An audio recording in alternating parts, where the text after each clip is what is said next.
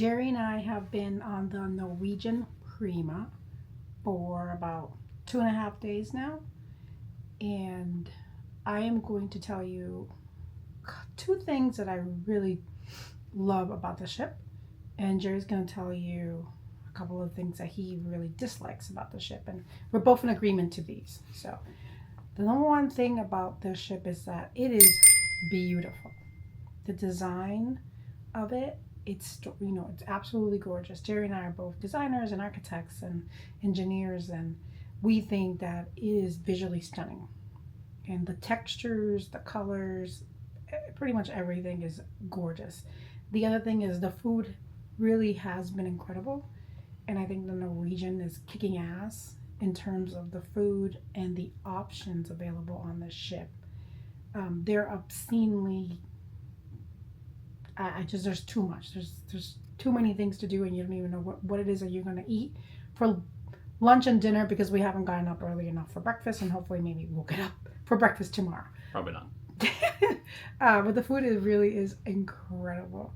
Other thing that I will say about the food is that it's coming really fast too. So you're not really waiting. So even when you sit down for dinner or for lunch at any place, it's served and it's coming to you pretty quickly, and it's nice and warm. So I gotta say, dining taking you 2 hours, no, absolutely not. You're definitely out within an hour of sitting down. So what do you hate about the ship, G?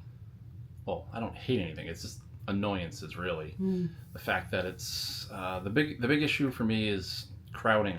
Like, everyone congregates in the same area because there aren't a lot of activities on board during the daytime. So if there is an activity, it's like literally half the ship is here, and the venue really can't handle that amount of people.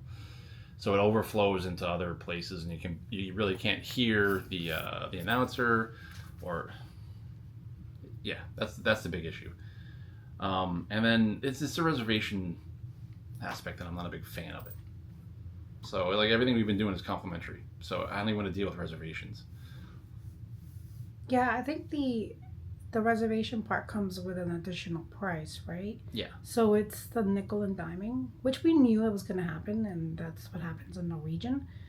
But it's frustrating when not only do you have to make reservations, they're not available, but then on top of that, you have to pay extra for pretty much everything. For everything.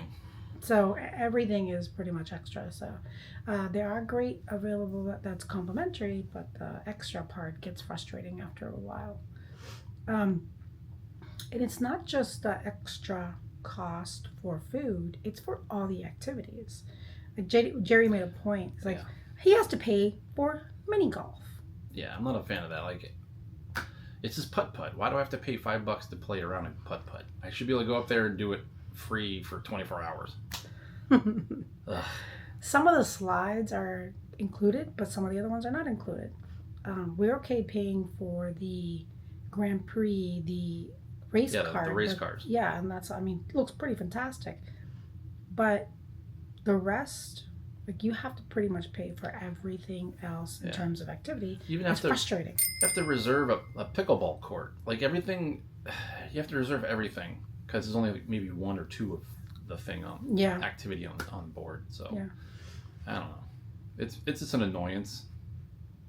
And we get it. Some people only go on vacation once a year and they go all out and they splurge and that type of thing. But if you're a couple or a family that goes on more than 1 or 2 vacations a year, then it all starts adding up, and that becomes frustrating as people start using all the activities available. Mm-hmm. So hopefully we get up early tomorrow and we can have breakfast, because we are heading to Bermuda.